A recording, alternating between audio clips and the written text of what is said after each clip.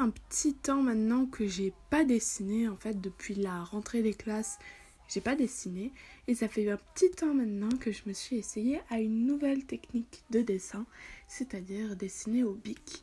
Est-ce que ça vous dirait de combiner ces deux choses? Je vous pose pas la question parce que c'est ce que j'ai fait. Aujourd'hui, je suis de retour avec un petit dessin et je ne fais pas ce dessin pour n'importe quelle occasion, je fais ce dessin pour participer à un concours que Graphite, et je ne pourrais pas prononcer son nom sans le déformer, donc je le mets à l'écran, organise.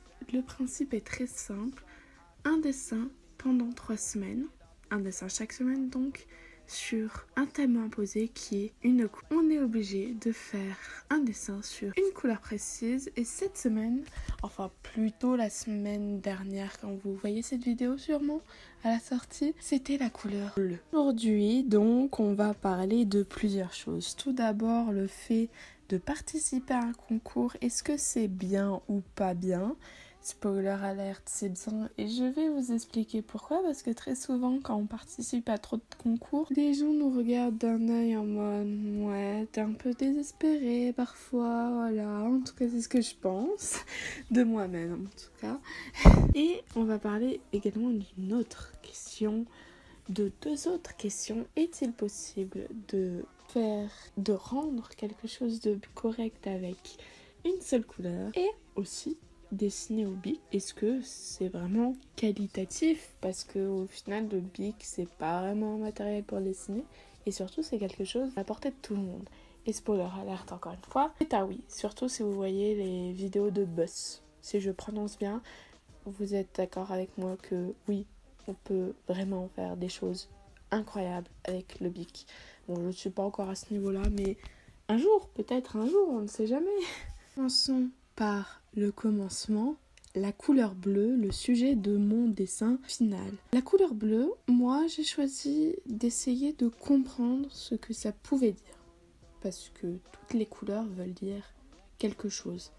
Par exemple, le film Vice Versa, le rouge est associé à la colère, le jaune à la joie, le bleu à la tristesse, le vert au dégoût et le violet à la peur. Et j'ai donc essayé de faire quelques recherches pour savoir ce que pouvait dire la couleur bleue. La couleur bleue peut signifier plusieurs choses. Alors ces choses ne sont pas forcément vraies, j'ai juste cherché sur internet et j'ai trouvé que ces mots revenaient plus ou moins souvent. Je les ai donc sélectionnés. Le bleu est la couleur du calme, de la confiance, de l'intelligence, de la vérité, de la sagesse, de la justice, de la guérison et de la loyauté. Ces mots m'ont rappelé la médecine. Et parce que j'aime beaucoup une certaine chose qui est potentiellement le sujet de mon dessin, j'ai choisi le médecin de la peste. Je pense que vous avez tous déjà entendu parler de la peste, des médecins de la peste et surtout de ce costume un peu iconique avec ce fameux bec un peu d'oiseau, de corbeau, ces lunettes, ce vêtement en fait qui couvre tout le corps, ce chapeau. Je pense que vous en avez tous déjà entendu parler et normalement quand on parle de médecin, c'est une personne qui nous apporte la vérité, la guérison, qui est loyal envers nous parce qu'il nous suit, il est intelligent, on peut avoir confiance en lui. Le médecin est censé être calme, dire la vérité, apporter une forme de justice dans la vie. J'ai donc trouvé que le médecin donc de la peste convenait parfaitement à mon thème de la couleur bleue. Maintenant, pourquoi le stylo bic? Tout d'abord parce que j'ai commencé ce dessin dimanche avec une deadline pour dimanche, c'est-à-dire le jour même, donc je n'avais pas vraiment le temps de commencer toute une colo à l'aquarelle ou encore au feutre à alcool ou à la peinture ou peu importe. J'ai fait tout mon personnage au bic, il était 19h et je me suis retrouvée dans une situation où il fallait que je termine vite pour avoir une image, une photo correcte pour Instagram, donc j'ai fait le fond au feutre à alcool. Il n'y a aucune explication autre justifiée à l'utilisation de mon matériel. Après recul, je trouve que le fond et le personnage ne vont pas vraiment ensemble. Je trouve que les couleurs je n'ai pas le verbe, mais elle se différencie trop. Je trouve que le bleu du feutre alcool ne matche pas vraiment avec le bleu des stylos Bic parce que j'en ai utilisé 2. Je pense que cela aurait été meilleur si j'avais fait également le fond au stylo Bic, mais le manque de temps a fait que je devais finir vite et surtout mes mains, mes doigts demandaient à ce que je m'arrête. Tout simplement, je n'en pouvais plus. C'est très marrant à faire, hein. Je ne dis pas le contraire, mais à force, très épuisant, je l'avoue, je le concède. Tous ceux qui font des œuvres au stylo Bic, bravo, tout simplement. Le fait que j'ai choisi ce matériel parce que je n'avais pas le temps, j'aime beaucoup utiliser le stylo. C'est bête, mais c'est un matériel que j'apprécie beaucoup. Je ne saurais pas expliquer, mais j'ai déjà pu faire au total 4 dessins mêlant le stylo Bic. J'avais fait 3 marque-pages pour mon copain sur le thème de Five Nights at Freddy's que vous pouvez retrouver sur mon Instagram. Et j'avais également fait un marque-page qui est d'ailleurs perdu dans les tréfonds de ma maison pour mon petit frère de Spider-Man. Voilà. Même s'il est actuellement perdu, on ne sait où, on ne sait pas pourquoi. Mais donc j'avais beaucoup aimé cette technique. On ne s'en rend peut-être pas compte, mais il faut être vachement délicat avec un stylo parce que le stylo peut rendre beaucoup de couleurs. Plus on appuie, plus la couleur est sombre. Elle est pas éclatante, mais elle est profonde. Et moins on appuie, plus elle sera claire, plus elle sera douce. Et selon les mouvements de notre main, de notre manière de tenir le crayon, on aura différents rendus. J'ai principalement utilisé les hachures et les traits parce que déjà j'en avais marre, mais également parce que j'avais pas le temps, mais également parce que je me suis dit pourquoi pas. C'était assez dur de faire du sombre et du clair sur une tenue qui est de base très sombre. J'ai ajouté du bleu clair turquoise d'un feutre bleu clair turquoise et ça met en avant les éléments. D'un coup d'œil on peut repérer par exemple l'espèce de fermeture centrale de la personne, les gants et les lunettes. Principalement c'est ça qu'on remarque en premier. J'aurais peut-être dû accentuer plus sur le bec, peut-être sur la canne également que cette personne tient, la lampe également qu'elle tient dans l'autre main. C'est vrai qu'il y a beaucoup d'éléments de ce dessin qui disparaissent en fait parce que au final tout était très sombre et je voulais rendre le dessin sombre, mais du coup tous les détails qu'on aurait pu trouver avec une autre technique de dessin disparaissent. C'est pour ça que j'ai essayé de jouer avec le Posca blanc pour essayer de montrer que il y a des plis, il y a des détails dans ce dessin. Le fond, je n'avais pas trop d'idées. De base, je voulais faire une ville, mais je me suis dit pourquoi une ville ? Peut-être essayer, mais j'ai vite abandonné. Au final, je voulais partir sur un dégradé au bic du sombre vers le clair, mais mon personnage étant déjà très sombre, je me suis dit que peut-être il allait se confondre avec le fond. C'est pour ça aussi que j'ai utilisé du feutre alcool. Le fait de vouloir arrêter, de la flemme, de faire le fond au crayon.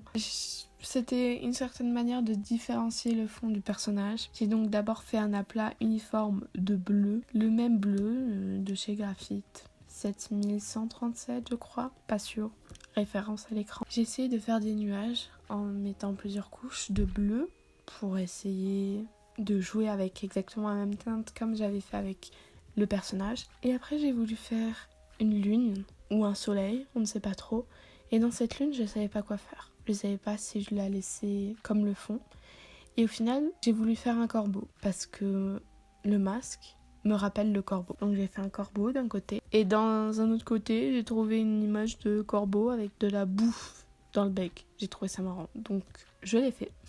Après j'ai essayé de faire des corps morts, parce qu'on rappelle que la peste, ça a été un peu une maladie un peu grave quand même, donc voilà. J'ai voulu accentuer ça en assombrissant les bords de la lune qui étaient déjà démarqués par le contour blanc du Posca. Ça fait toujours des détails un peu rigolo, je trouve, à observer. On remarque que ça raconte une histoire quand même, une petite histoire. Pour démarquer le personnage du fond, j'ai fait un contour blanc, donc au Posca, et également des étoiles. Je voulais faire beaucoup plus avec une technique que j'ai vue beaucoup, mais que je n'ai jamais faite et que je ne sais pas faire. C'était de prendre une brosse à dents, de la tremper dans la peinture blanche et de faire des éclaboussures. Sauf que je n'avais pas de brosse à dents, que je n'utiliserais pas. Et je ne savais pas comment faire et j'avais peur de gâcher le dessin. C'était pas le moment de gâcher le dessin, donc je n'ai pas tenté. Même si j'aimerais tenter un jour. Je pense avoir tout dit sur ce dessin. Voilà, j'espère que cela vous aura plu. Je pense que vous l'aurez peut-être deviné, mais qui dit 3 semaines, 3 dessins, qui dit donc 3 vidéos, on va essayer. La semaine prochaine, ça sera donc la semaine du vert, et la semaine encore d'après, ça sera la semaine du rouge. Si vous voulez voir ces dessins, je vous recommande plus d'aller sur mon Instagram, parce que faire des vidéos, c'est beaucoup plus long, et ça demande beaucoup plus de travail, et j'avais fortement sous-estimé le lycée, donc allez sur mon Instagram. La valeur est un peu plus sûre, même si elle n'est pas certaine. Voilà. Je vous dis à très bientôt, ou à dans très longtemps, je ne sais pas encore. Et voilà, bisous, bye bye. Bonjour, ici la New Hope du montage. Petite modification de dernière minute. Après le montage de cette vidéo, je me suis rendu compte que il y a certaines choses que je n'avais pas dites, que j'ai dit au début, mais que je n'ai pas dit par la suite dans ma vidéo. Je n'ai pas écrit, donc il y a sans doute des choses aussi que je vais réoublier. Mais là, tout de suite, ce qui me saute à l'oreille, c'est que je n'ai pas répondu à certaines questions comme est-ce que avec le BIC, qui est un matériel scolaire et pas un matériel de dessin, on peut faire des choses quand même potables avec ce matériel-là? Et la réponse est oui, je pense que vous l'avez vu avec ma vidéo et je pense que si vous recherchez sur internet, c'est pas le matériel qui fait l'artiste. Tout ça peut dire qu'avec n'importe quoi, vous pouvez créer une œuvre incroyable et donc il ne faut pas juger un artiste ou un dessin par son matériel comme il ne faut pas juger un matériel pour faire une œuvre. Ensuite, j'avais posé une question au début qui était est-ce que ça vaut le coup de participer à des concours? Et la réponse est oui. Je suis une personne qui participe quand même régulièrement à des concours, ce pour plusieurs raisons. Déjà pour essayer de gagner des prix parce que le matériel d'art ça coûte cher. Donc essayer de gagner du matos d'art, c'est totalement normal. Il faut pas avoir honte de participer à des concours pour essayer de gagner des choses.